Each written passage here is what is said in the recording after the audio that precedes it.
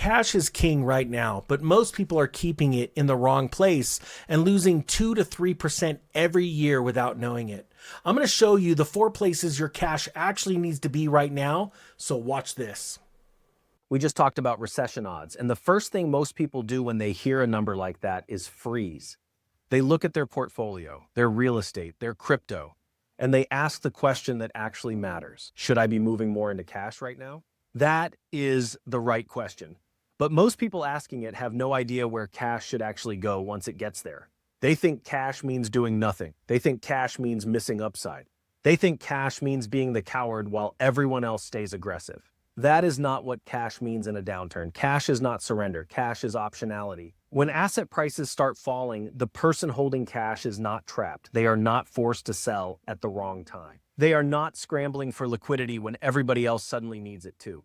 They are waiting, and while everyone else is reacting, they are in position. That is the real power of cash. Not just the yield, not just the stability, the optionality. The ability to move when everyone else cannot. Now, let me be clear. That does not mean cash is always king. It means cash becomes more valuable in specific conditions. When uncertainty is high, when valuations are stretched, when recession risk is rising, when inflation is not fully dead, when markets still have not fully repriced the risk in front of them. And that is why this is not a panic conversation. It is an allocation conversation. I am not talking about dumping every asset and hiding in a checking account. I am talking about reallocation, adjusting the weights, more liquidity, more flexibility, more dry powder, because most people do not get hurt by volatility alone. They get hurt because they are stuck when volatility hits. They are over-allocated, they are over-leveraged, they are illiquid. And when the pressure finally shows up, they do not have choices. That is where cash becomes powerful. Gold is part of this conversation. When gold is strong, that usually means the market is uncomfortable with paper assets. But gold is not cash. Bitcoin is also part of the conversation. A lot of people see Bitcoin as a hedge against debasement and long-term currency risk. That matters. But Bitcoin is not cash either. Bitcoin hit its all-time high near 126,000 in October 2025. By February 2026, it had dropped to around 67,000, a 46% decline in 4 months. That kind of move is part of how Bitcoin works. Cash does not move like that. So, the question is not cash versus gold versus Bitcoin versus real estate. The real question is, what is the right mix of each based on where we are in the cycle right now? And right now, cash deserves a bigger allocation than it did when money was easy and recession risk felt like a distant headline. Because the things people may want to buy later are not cheap enough yet.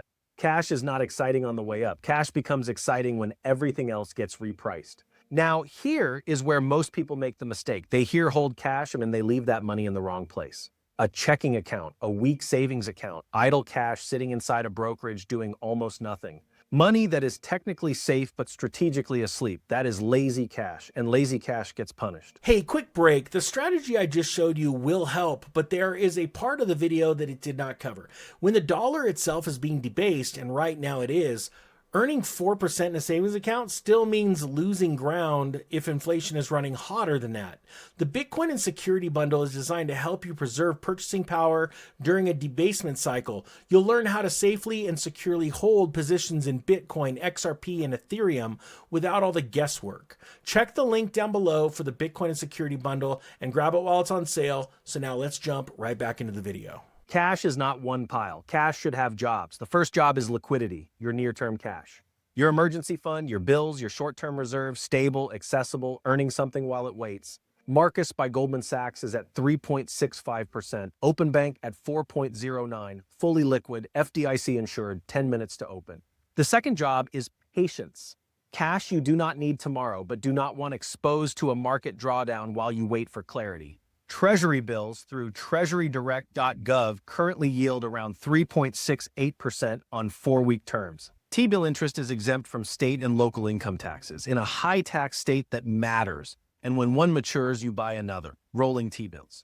The third job is deployment, your dry powder, the cash that sits close enough to action that when the setup appears, you can move.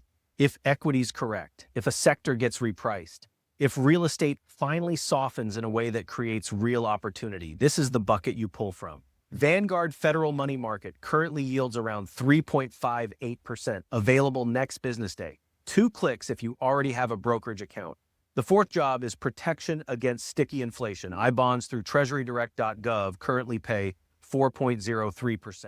Liquid cash for near-term needs, patient cash for money stepping out of risk, deployable cash for opportunity, protected cash for inflation uncertainty. Because the real value of cash is not that it makes you rich while it sits there. The real value of cash is that it gives you control while everyone else is losing theirs. The person with cash has choices, and choices matter more than confidence in an unstable environment. Position your financial life before the window opens, not after. Share this and subscribe. The next video covers the assets cash buys when the window finally opens.